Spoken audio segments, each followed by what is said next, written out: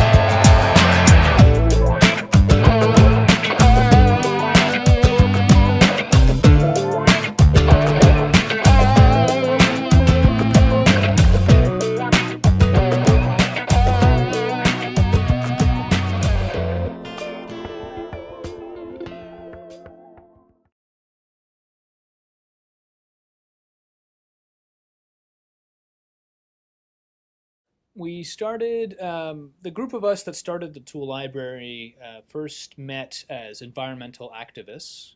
We were part of a kind of a network of people here in Toronto, and we got to know each other and started doing events and lectures and screenings, different things to do with connecting economic and environmental issues together.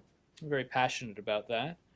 And after a few years of that, we decided to try and take on more tangible projects, more physical things that were longer term, that people could connect to in different ways, as opposed to just organizing events. And we didn't know what that would look like, but we knew that I knew that we needed an organization in order to even think about doing something. So what I did is I looked up how to become a nonprofit in Canada. I did all the paperwork. I made a few of my friends in the group to sign it, because you need a few people to do it. They didn't know what they were signing, but they just signed it anyway. And then from there, a few months later, I learned about a tool library that existed in California since the 70s. And I was like, well, that's a good idea. And that fits exactly with the kind of thing that I thought we should be doing. So I went back to the team and I said, look, we have this organization.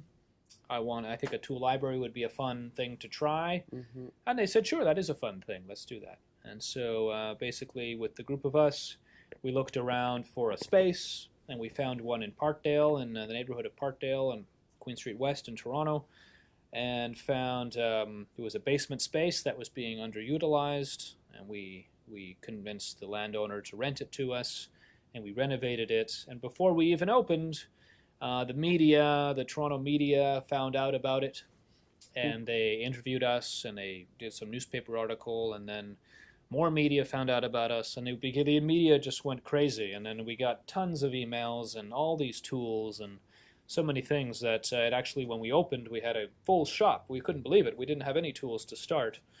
But by the time we opened, it was just an enormous amount of tools. It was crazy.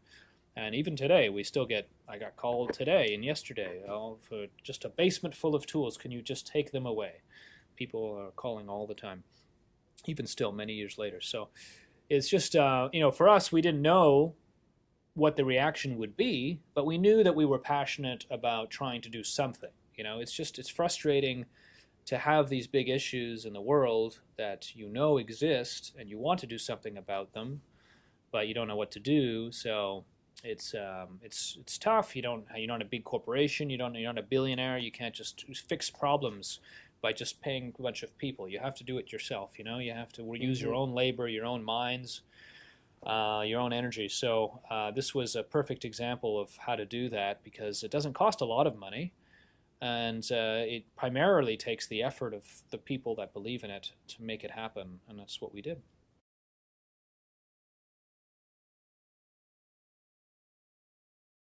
The volunteer network, we have a wide range of volunteers. Some people come to us and they just want to do marketing, or they just want to do website, or they just want to be a librarian. But a lot of our board of directors, so the people who represent the organization, were librarians first. Okay. So some people, they come in, they like the idea, so the first thing is to become a librarian. That's what we normally say. Okay. Why don't you become a librarian? You get to learn more about the program, you get to meet some of the people that use the program, and if you like it, then we can talk about doing more things. And some people really like it, and then they get to do higher level things. So, we have a limited amount of money to pay people in terms of salary, but if someone said, I really like doing workshops, especially for youth, for children, 8 to 14, which is what we do here, then we'd start them as a volunteer, and then if they were good, we'd bring them on as a paid staff. And of course, once you're a volunteer or a paid staff and you have ideas about how to improve the space, of course we listen. I mean, you're a colleague, you're just like anybody else, but we just can't give them full-time roles, and most volunteers don't want it. They don't want the full-time roles. They don't want the decision-making, I find, at most volunteers. So the ones that do and end up probably getting that, but they have to kind of express it.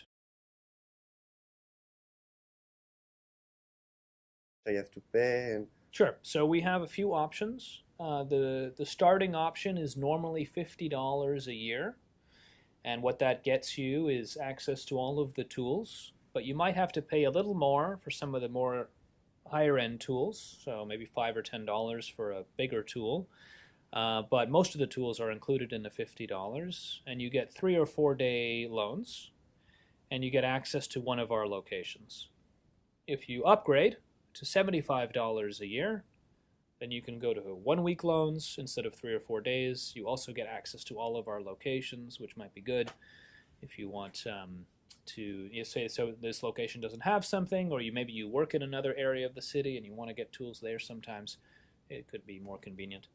And then if you pay $100 a year, you don't pay any more fees. Okay. So there's a little incentive to give us a little more money if you use the service a lot. If you don't have any money at all, or you're on some kind of government assistance program, or you're out of work or something, and the $50 is a barrier, then we either say you can be a volunteer, which means you give us 10 hours a month, so you two librarian shifts a month, basically, and then we'll give you free membership to everything that we do, including the makerspace, which we normally charge $100 per month. Or if you feel that there's a price that you can afford that's less than $50 and that's fair for you, then we can start you at that price instead.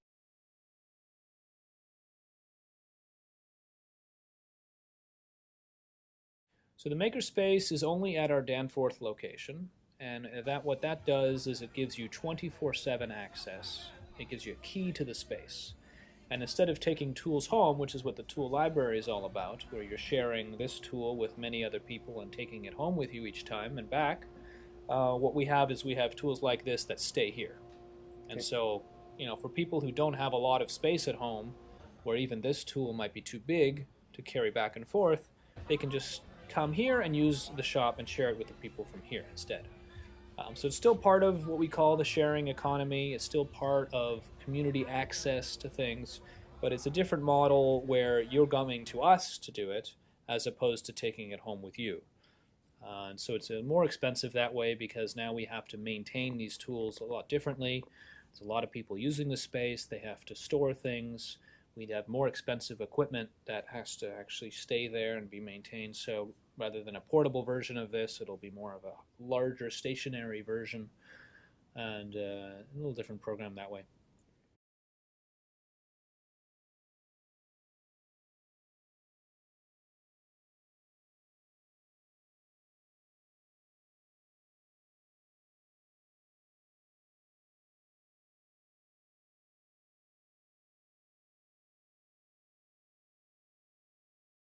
That's it's an amazing thing. With the tool library alone, that doesn't really get created as much. Okay. Because with the tool library, people are coming in and they're kind of taking something and leaving with it. But with the makerspace, they're actually staying. They're coming here for an evening out and they want to stay and hang out and do something.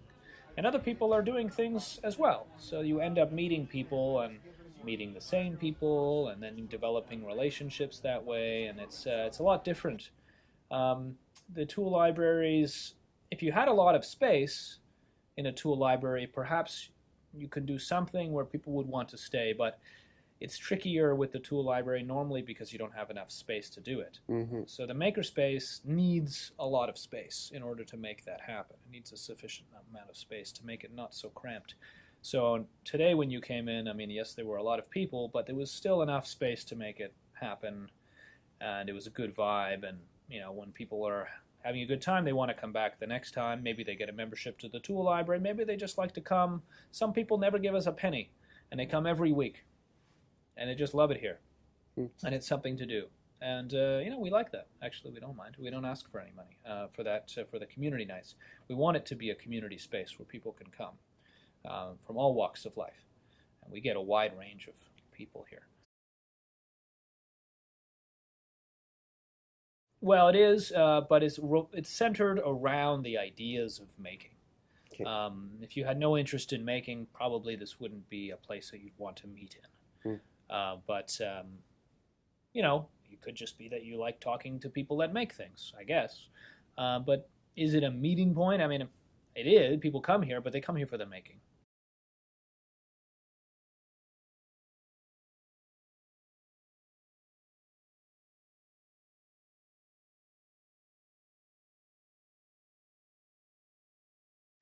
Right. Well, there's a need. A lot of people can't afford to buy everything, nor do they have the space to store everything. So there is a need, I think, in big cities and dense areas.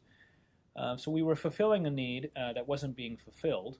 But you know, in terms of difficulties, there's always the financial difficulty. Rent in a city is usually very expensive, especially for enough space to do the things that we want to do.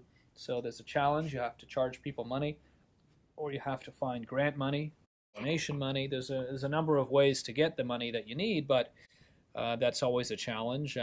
Also finding the right people, even if you have money, getting the right people is difficult. So we've been very fortunate to have opened these spaces, and there are enough people in Toronto that really understand what we're about, that really like what we're doing, that connect with it. And so then they come out to us and they say, hey, that is what I should do. So they don't have maybe the time or the ability to start their own, but since there's already one, and especially one in their neighborhood, they're like, yes, I want to be part of that. So they come, and it's quite amazing. We just opened up a new space in the west side of the city, and it's a new neighborhood for us. And you know, we started it up, and like within, you know, we just opened last week, so we've only been there a week, and already I've trained 25 volunteers in that neighborhood. Oof. It's crazy. It's totally crazy. This is a neighborhood that really wanted it, and as soon as they heard that we were coming, people said, yes, I want to be part of that. So it was, I mean, we're very lucky to be in that neighborhood. It's very expensive for us to be there, but there's a lot of people that want to be participating, and so I think that it's going to work. No, not normally. Okay.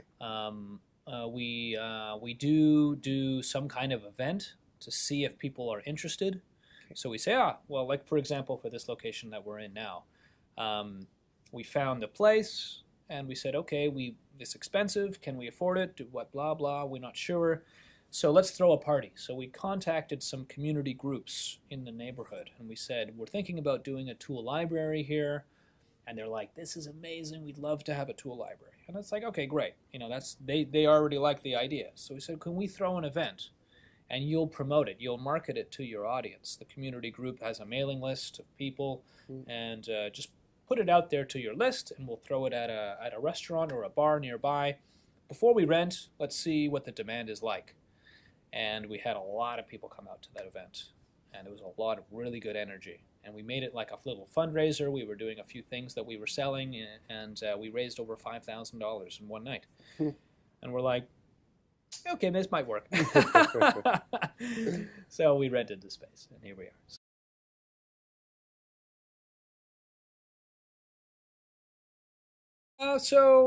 The cities and the province, the province in Ontario has a granting program called Trillium, Ontario Trillium Foundation, and and they do. We have applied for money from them, and we've been successful with a few times, and so we've gotten some money from them. But the city itself has never given us any money. But what the city does do is, like, they're very happy that we're here. So sometimes they invite us to certain events, and we can promote the program through these events that they hold. So, in terms of money, it's not been significant in terms of the government, really. Trillium has been good, but other than that, no. I don't think you can really rely on the government to help these kinds of programs. Okay. Governments move very slowly. So even if they like you, and even if they want to give you money, it might still be a year to 2 years, maybe 5 years before you actually see anything. So it's so long and exhausting that in 5 years from now, I can't tell you what I'll be doing. I don't even know if there'll be any tool libraries in 5 years. I mean, I can't think that far ahead. I can only think maybe 1 year ahead. Maybe. It's just very difficult to think that far ahead when you have to worry about the rent every month. You know what I mean? So, just the city aspect it's nice. Don't ignore the city, but don't depend on the city, is my advice.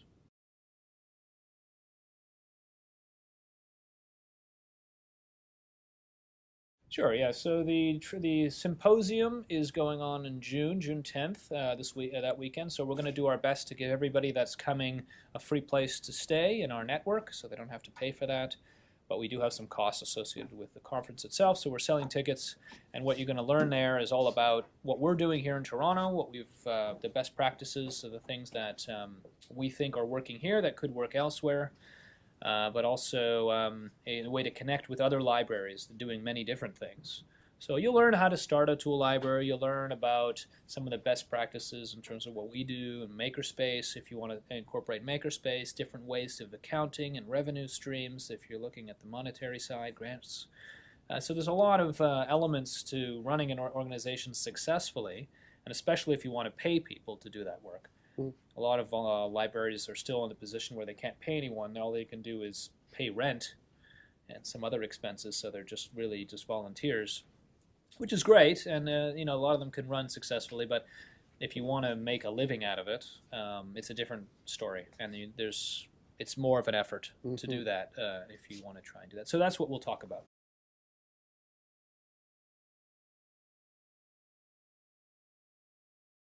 There are a lot of ideas that I have, but there's only so much time and energy that I have as well. So I can't do it all. But I tell you, the most limiting is just like nobody really.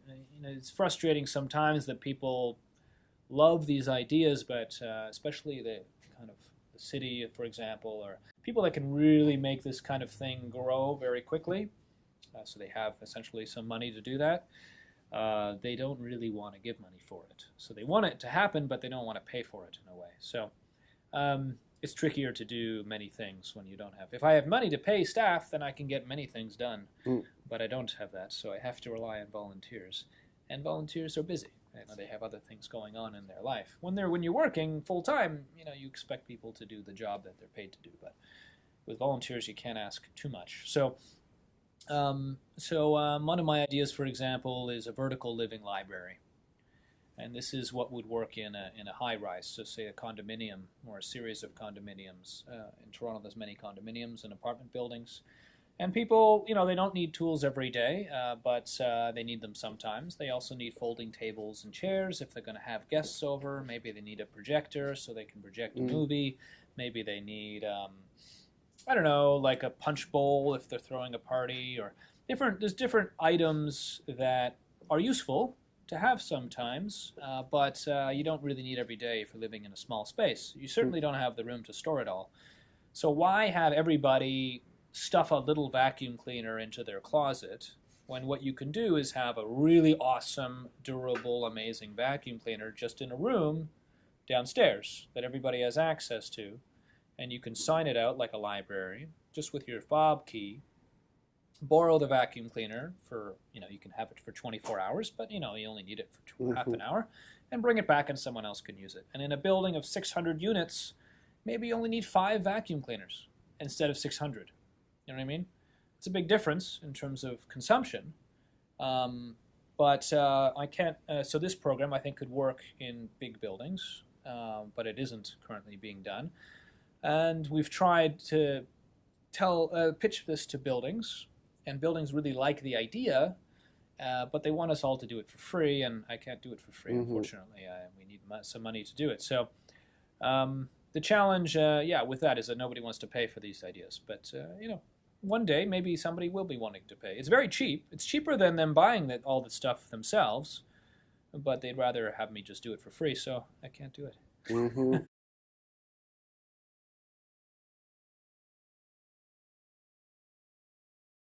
So the idea the reason we're doing this, we're environmental activists. This is where we came from.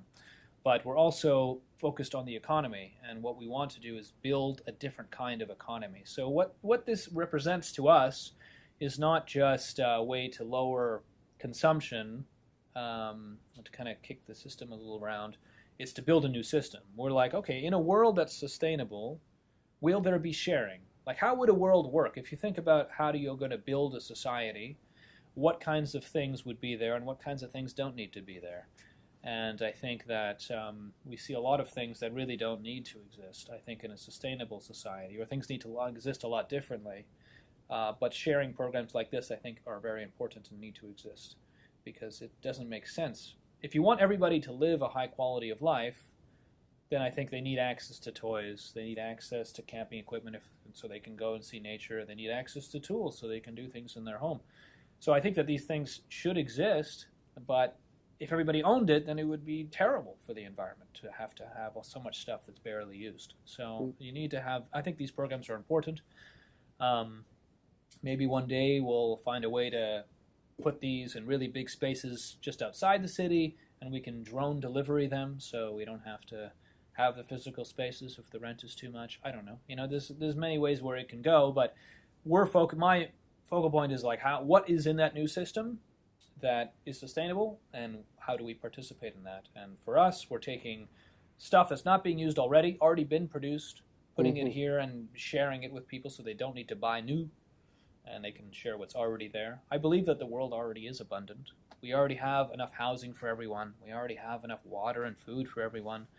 We can meet the basic needs of everyone in the world easily. It's not complicated to do that. But what fucks things up is when there's money involved, because there's never enough money for things. It's not that the ideas aren't there, the energies aren't there, or the resources aren't there. There's plenty of that, plenty. But there's just no money for it. And money's the only thing that we can make up out of thin air. But the other things we can't. They're already in here. So anyway, we need to change the system in order to accommodate that. It's a big difference. But Thanks. okay, you're welcome.